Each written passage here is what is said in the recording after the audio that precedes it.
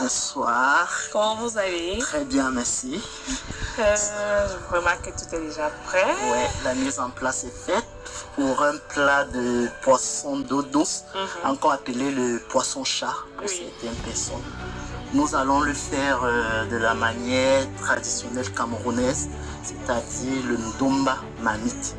Certains le préfèrent à l'étouffer dans les feuilles, mais à défaut des feuilles, on peut avoir une nouvelle adaptation, c'est-à-dire ndomba mamite. C'est ce que nous allons réaliser ce midi.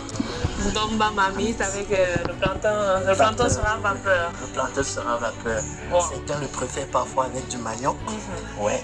Bon. Justement, le ndomba, moi, je connais la forme dans les feuilles parce que c'est ce que j'ai l'habitude de voir. Donc aujourd'hui, je pense que ça va faire plaisir à plusieurs téléspectateurs de découvrir le ndomba marmite. Mais il y a quelque chose qui m'intrigue. Depuis le début de cette émission, je ne vois que des hommes en cuisine. Qu'est-ce qui se passe? La femme, on dit la place de la femme, c'est à la cuisine. Pourquoi dans les restaurants, les femmes ne sont pas dans les cuisines? Vos collègues femmes là, elles sont où? Les collègues femmes, le travail de cuisine, déjà dans la restauration, incombe beaucoup de travail. Bon, il faut trop de force que certaines femmes ne supportent pas trop. Enlève étant sans eau, est-ce qu'il ne va pas se brûler? Ou alors il laisse regorge déjà de l'eau. Parce que le ndomba mamite en fait ne doit pas avoir assez d'eau. C'est juste une petite quantité d'eau. Oui. Donc là, on rajoute les oignons. On rajoute les oignons. Nos feuilles d'oignon, nos feuilles de macette, nos épices secs.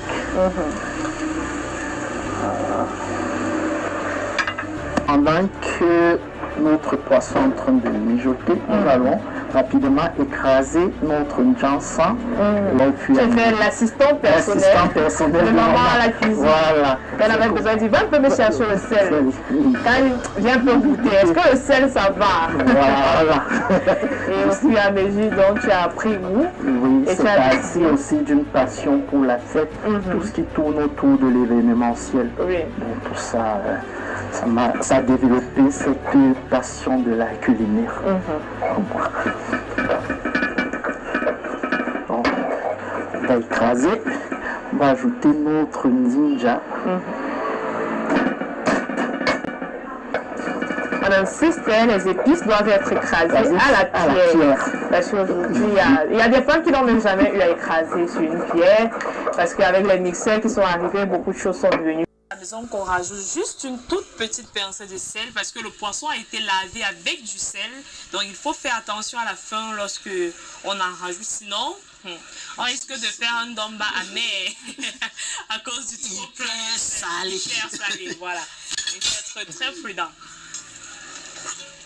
Voilà, notre poisson est cuit. Notre ndomba, il est prêt.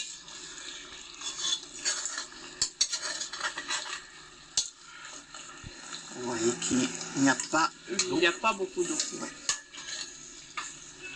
On voulait avoir cette texture des feuilles.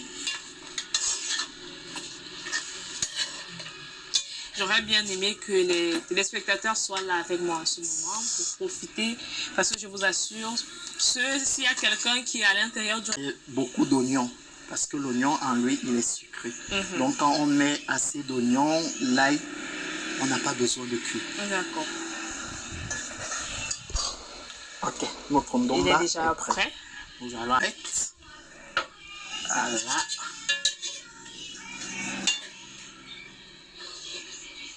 Bon. Notre assiette.